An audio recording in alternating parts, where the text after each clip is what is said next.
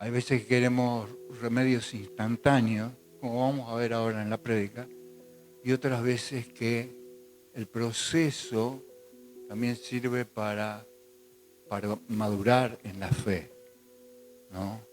Para empezar a entender cosas que hasta el momento en realidad no nos hacía falta entender. Era solo creer o decir que creemos en Dios, pero en el proceso muchas dificultades.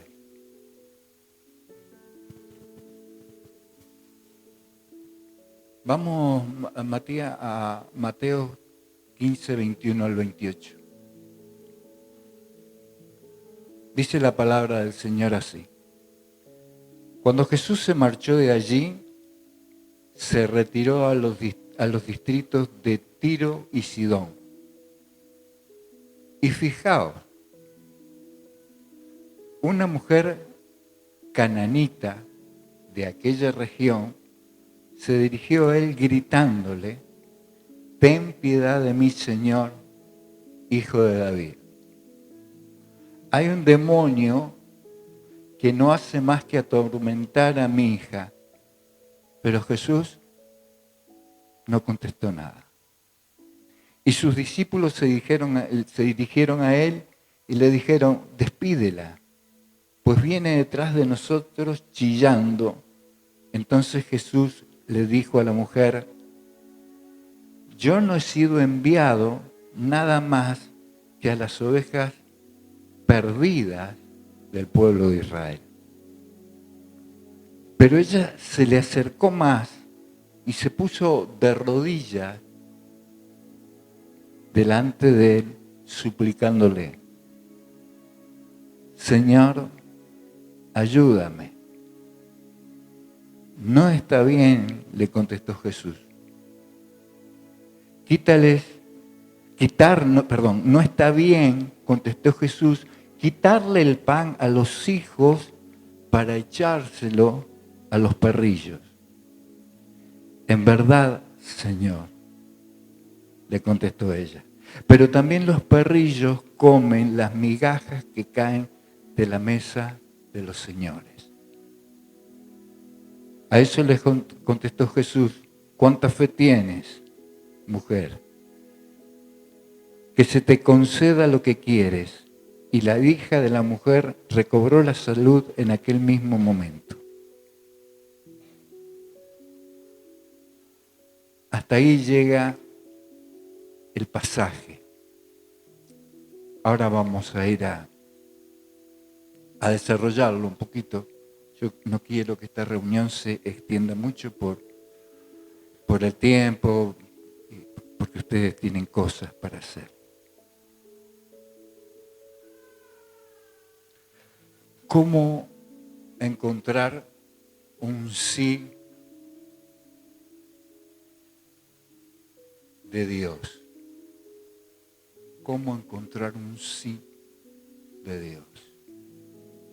Vamos al contexto. Jesucristo estaba asediado, no solamente por los fariseos, por los escribas, estaba asediado por las multitudes que lo seguían. A donde él iba, se movía la multitud o ya lo estaban esperando. Trataban de entender el recorrido de Jesucristo y ahí se reunían multitud de gente para ser sanadas, para ser liberadas. Y él, como estaba ya al final de su camino aquí en la tierra, de cumplir con la voluntad del Padre, los días finales antes de ir a la cruz, decide irse a Tiro o Sidón. ¿Por qué Tiro y Sidón? Porque Tiro y Sidón no pertenecían a el territorio judío. Es lo que hoy sería el Líbano. Y ahí la gente no lo iba a ir a esperar. Es más, tenían incluso hasta miedo de ir a ese territorio. Era un territorio hostil.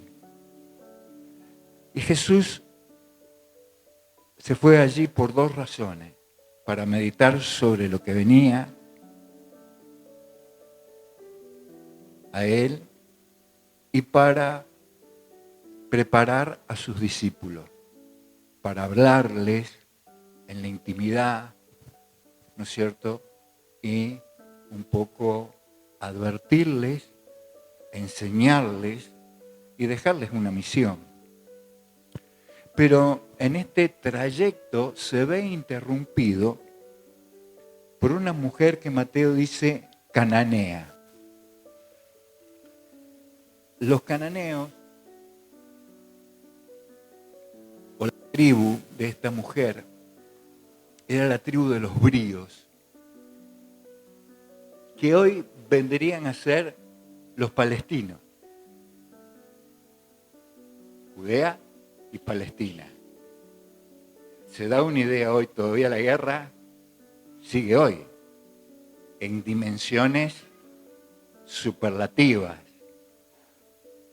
Una mujer cananea de los bríos, de aquellos que eran los que más odiaban a Jesús, al judío, irrumpe con un grito desesperado por su hija.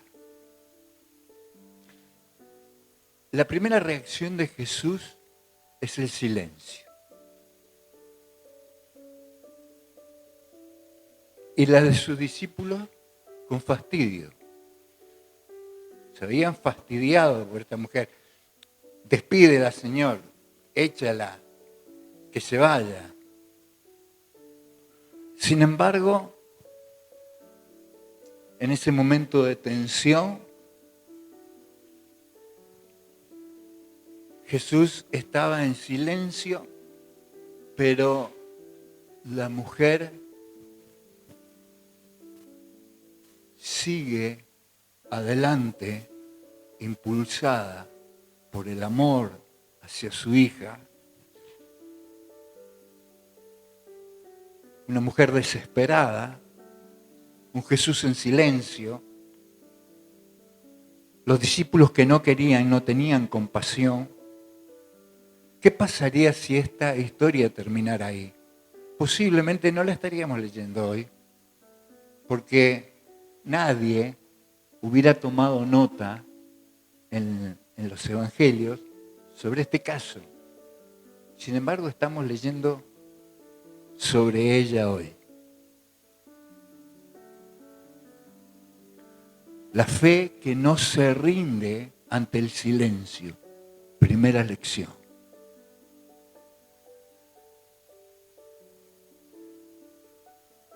La mujer grita y suplica y Jesús no le responde.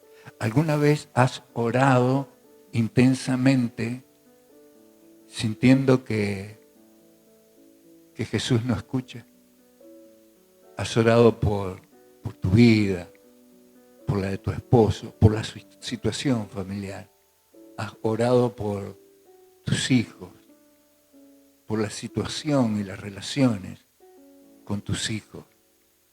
Y solo hay silencio y no hay respuesta.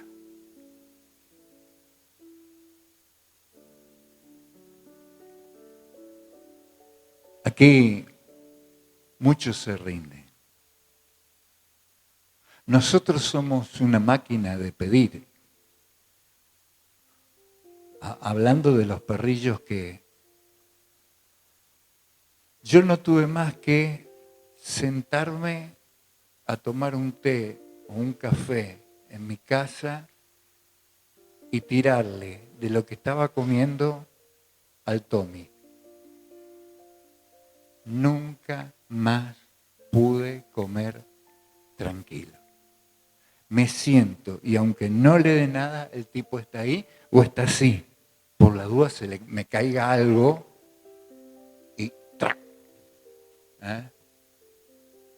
Tremendo el tipo, insistidor. Y ahora está Olivia, que es de mi hija menor. Olivia no sabía, podríamos decir, no sabía hablar. Era muda, no toreaba. Cuando la hacía jugar con un gruñido, ahora que aprendió a ladrar. ¿Y cómo? Pero esos chiquititos parece que son tan agudos que te penetran los oídos. Y aprendió también a pedir. Así que ahí están los dos esperando que yo le tire algo de la comida.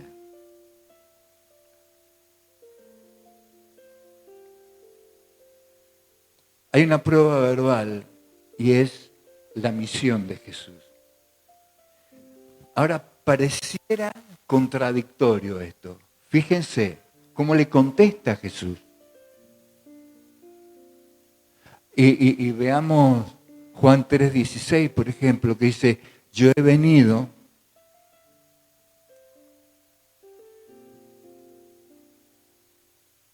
al mundo para todo aquel que en mí crea, no se pierda y tenga vida eterna. Y esto no está referido solamente a los judíos. Aquí entramos también todos nosotros y todos los que creyeron antes. Entonces podríamos pensar que aquí hay una tensión de contradicción. ¿Sí? Yo no he sido enviado nada más que a las ovejas perdidas del pueblo de Israel. Aquí Jesús pone un vallado, pone una barrera, pone un obstáculo. ¿Un obstáculo a qué? Un obstáculo a la fe. Perdón.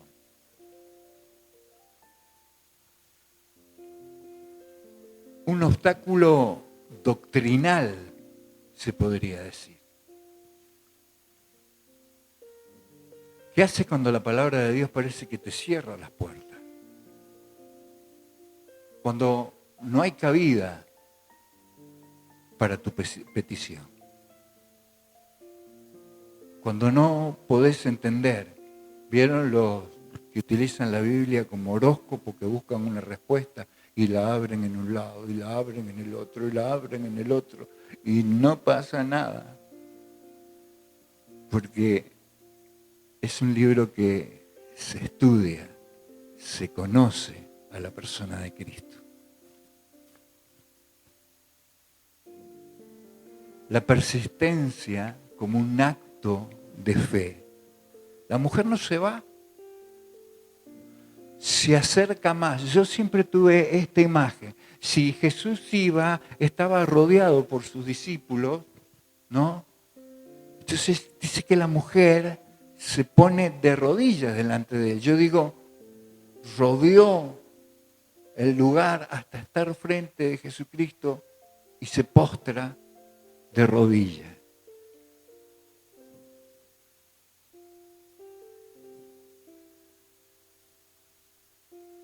Es la fe que insiste y que no se da por vencida.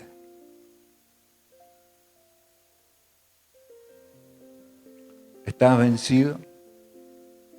¿Te has dado por vencido? ¿Estás cansado? La predicación pasada fue sobre venid a mí, todos los que estáis cargados, cansados y cargados, que yo os haré descansar. Porque mi yugo es fácil y mi carga es liviana. ¿Estuvieron ahí? ¿Sí? Y si no, escúchenla por Facebook. Les va a hacer bien. Les va a hacer bien. La verdad que hay veces que digo, ¿para qué grabo? Porque parece que nadie quiere escuchar la palabra de Dios. Pero una fe que no se dio por vencida. Ella cree que hay algo más que esas primeras palabras de Jesús. Y acá viene la explicación. La palabra que transforma el insulto en una oportunidad. Y Jesucristo, hace una comparación en este punto. Y es una metáfora poderosa y podríamos llamarle tremendamente ofensiva. Porque Él le dice, no está bien quitarles el pan a los hijos para dárselo a los perrillos. Ahora, cuando utiliza la palabra perrillos, usa la palabra quinaria, porque en aquellos tiempos había dos clases de perros. Los perros que vagabundeaban, los que te rompen la bolsa de verdura, de basura, los que escarban y buscan, los que andaban, pero eran muchos peores. Los vándalos andaban en manada y si te tenían que atacar, te atacaban y te hacían pedazos. Eran perros sin dueño. Pero esta palabra quinaria se refería a los perritos criados en el hogar. A esta mujer cananea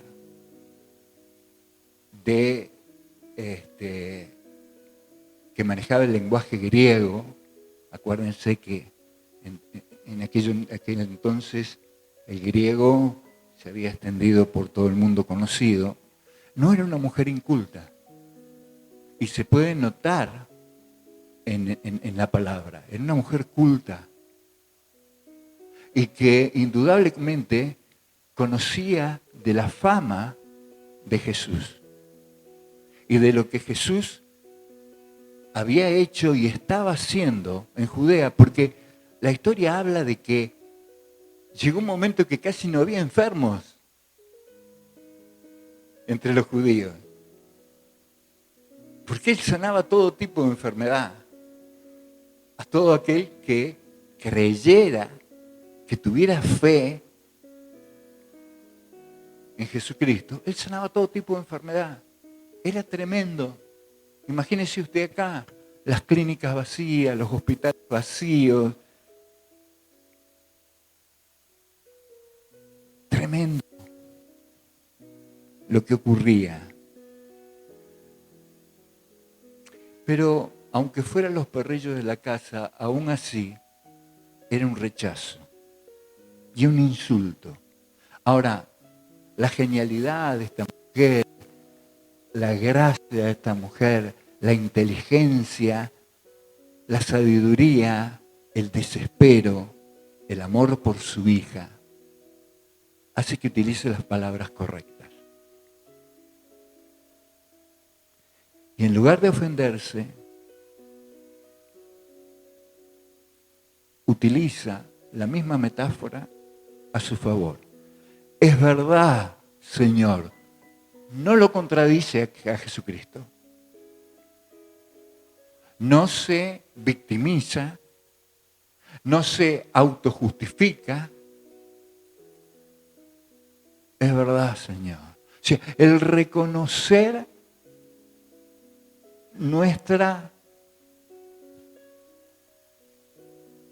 necesidad de Dios, el reconocer quiénes somos. En realidad, decir que era un perrillo todavía para nosotros, si Juan el Bautista le dijo generación de víbora, ¿no? Una víbora es más degradante que un perrillo. Imagínense que la deuda que tenemos con nosotros, por nuestra depravación y por nuestro pecado, nos descalifica totalmente de poder tener una respuesta a favor de Cristo. Es verdad, Señor. Pero también los perrillos comen de las migajas que caen de la mesa de los señores. ¿A qué cambia ella el tono? Porque ella le dice al principio, Jesús, hijo de David. reconoce una autoridad suprema sobre todas las autoridades dentro del pueblo de Israel, porque lo pone a la altura del rey David, aquel que tenía un corazón conforme al corazón de Dios. Pero aquí le llama Señor. Entonces, de una autoridad terrenal pasa a un reconocimiento celestial o divino. ¿Es Jesucristo el Señor de tu vida? Porque podemos adorarle de muchas formas al Señor y podemos pedirle como si fuera un rey proveedor. A los reyes se les exigía que su pueblo estuviera bien, que su pueblo no pasara hambre. La destitución y la muerte de muchos, y sobre todo en Roma y en todos lados, ha sido por una rebelión de un pueblo. Y Jesús no quería ser el rey soberano del pueblo judío. Él iba a ser el rey de reyes y el señor de los señores. O sea que ni en la tierra ni en el cielo iba a haber alguien con mayor grado de autoridad que el mismo Cristo. Tremendo. Pero los perrillos comen las migajas que caen de la mesa de sus señores. Y aquí esta reacción de humildad es la clave. La mujer no pelea, la mujer no insiste, la mujer no se victimiza. La mujer sigue humillada de rodillas delante del Señor, reconociendo que los perrillos comían de las migajas, que una migaja que caiga de la mesa del Señor es suficiente bendición para que cambie la vida de una persona.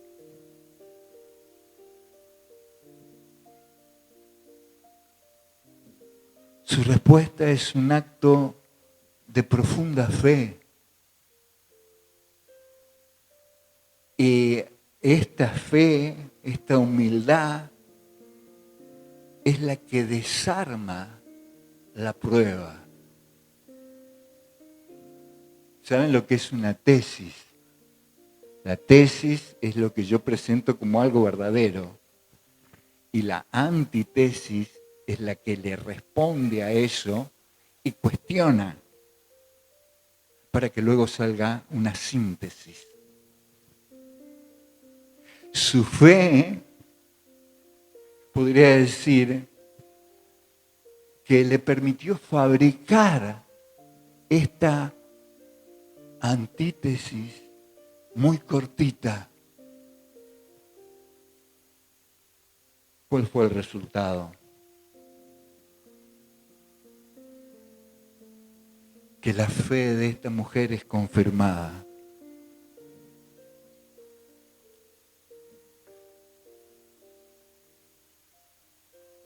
Jesús la lleva a ese punto de confesión. Desde el silencio a la afirmación de que Él ha venido, ¿no es cierto?, al pueblo de Israel y que Él no estaba bueno darle el pan que era para los hijos a los perrillos. Pero ella en su fe, en su determinación, en su amor profundo por su hija, elabora una antítesis segura.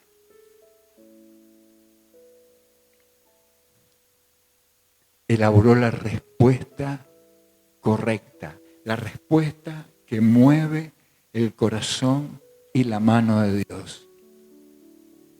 La respuesta que rompe todas las barreras y todos los prejuicios que tenían los judíos, porque los judíos le decían perros fieles a esta gente. Y otros adjetivos, otros apelativos, más terribles. Directamente ni le hablaban, pues córrela, Señor. ¿Cuánta fe tienes, mujer? Y le dijo, que se te conceda lo que quieres.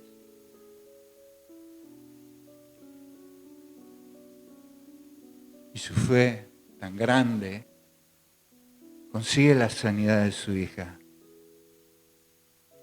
y se convierte en un ejemplo universal que hoy nosotros, de alguna manera, estamos escuchando la prédica, porque usted sabe que la fe viene por el oír y el oír por su palabra. Y fe significa, ¿qué significa fe? La certeza de lo que se espera y la convicción de lo que no se ve. Ella estaba segura de que en Cristo estaba la salida. Ella estaba segura de un sí de Cristo. Pero lo que ella vio en su primer contacto con Cristo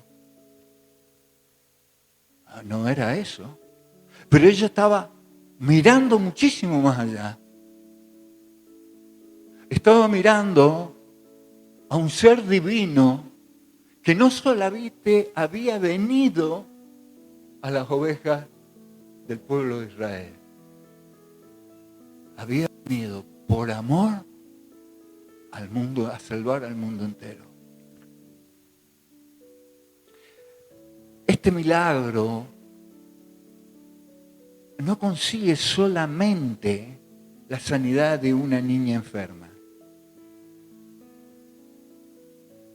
Es un acto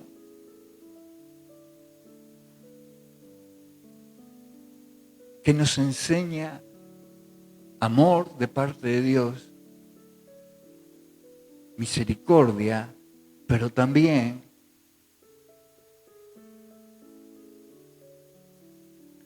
una mujer desesperada por la miseria de su hija. Y es el amor la que le impulsa. El amor es la fuerza motriz de la fe. El amor es el corazón de la fe. Dice la palabra de Dios, ama a Dios por sobre todas las cosas y a tu prójimo como a ti mismo. ¿Cómo podía una persona que había dicho esto rechazar esta petición? Era imposible. A tu prójimo. Y luego decía, ¿quién es el prójimo? Cuando habla en la parábola donde estaba el samaritano tirado en el camino. No, perdón, donde estaba un hombre golpeado en el camino y el samaritano lo socorre.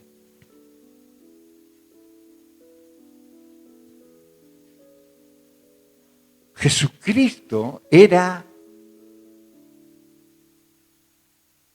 la impronta personificada de ese amor genuino y extraordinariamente descomunal que sobrepasa el entendimiento de este mundo y aún del reino de Dios.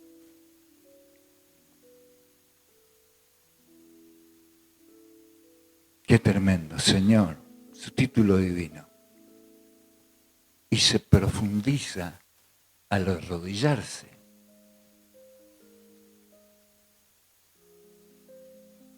¿Usted ante quién se arrodillaría? ella cuando le dice Señor y se arrodilla, reconoce el señorío de Cristo sobre su vida. Señor, no doy más. No puedo ver a mi hija sufrir de esta forma. No puedo ver a mi hija ser atacada por un demonio y que la revuelque, que la tire por aquí, por allá. Ver cómo se hace daño, cómo, hoy lo podríamos decir, cómo se corta, cómo se flagela su cuerpo. Cómo las drogas están haciendo pedazo su vida. Cómo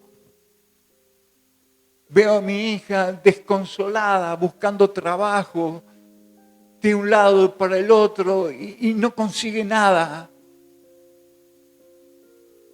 Y la veo inmersa en una desesperación o encerrado en una habitación sin puertas y no tiene escape. No sé cuál puede ser su situación,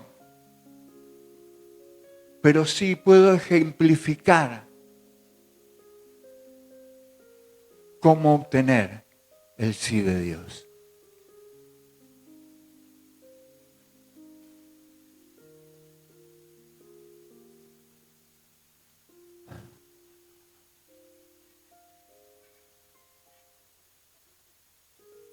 Ella estaba entendiendo de que no iba a tener un no por respuesta. Ella lo sabía. Lo sabía en el momento que se presenta delante de Cristo. Lo sabía en el silencio. Lo sabía en esa respuesta dura. Y lo siente cuando su respuesta viene a su cabeza. Apela a la misericordia de Dios, apela al señorío de Cristo, apela al amor de Dios. Qué ejemplo tremendo tenemos allí. Y se arrodilla.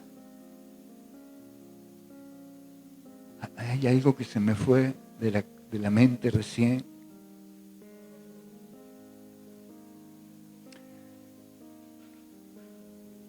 Ella no probó a ver si esa respuesta iba a ser un sí. Ella estaba segura de que iba a ser un sí. La certeza de lo que se espera. La certeza de lo que se espera contra todo lo que el ojo ve o el oído escucha o la mente puede analizar. La certeza, esa certeza llenó de gozo su vida. Aunque usted no crea en la última respuesta de ella, su corazón es inundado de alegría, rebosante de alegría, porque sabía que Cristo iba a hacer la obra. Cuando nos levantamos de orar, cuando clamamos desesperadamente a Dios, sentimos esa certeza.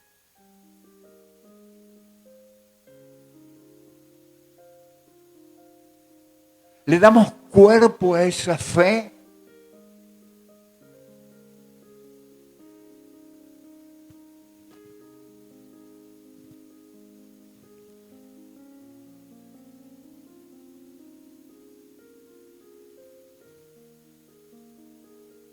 ¿Qué tipo de fe tienes tú ya para terminar? ¿Es una fe pasiva? ¿Es un pedir por pedir? ¿O es una fe que persiste en el silencio? ¿Tu fe comienza con pedidos o comienza con una oración de adoración íntegra en el Dios que crees? Pasando las distintas etapas. del Dios de este mundo, que todo te lo puede dar. Porque eso la gente es lo que cree hoy. Dios todo me lo puede dar. Busca el reino de Dios y todo te será añadido. Señor, si busco el reino de Dios, necesito que me sea añadida fe para poder terminar el camino. No para el resto de cosas. Necesito terminar el camino. Necesito entrar por la puerta estrecha. Necesito llegar a tu reino.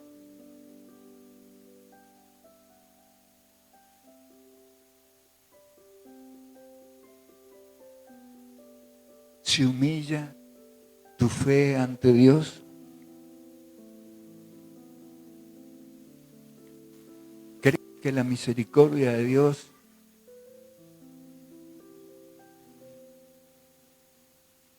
o crees que tu fe puede quebrar cualquier barrera en contra de Dios?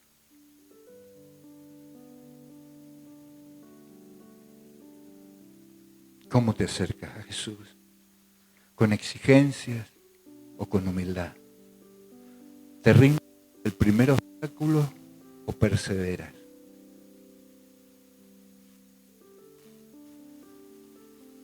¿Empiezas por tus necesidades o por la adoración de aquel que te suple y te suplió en todo?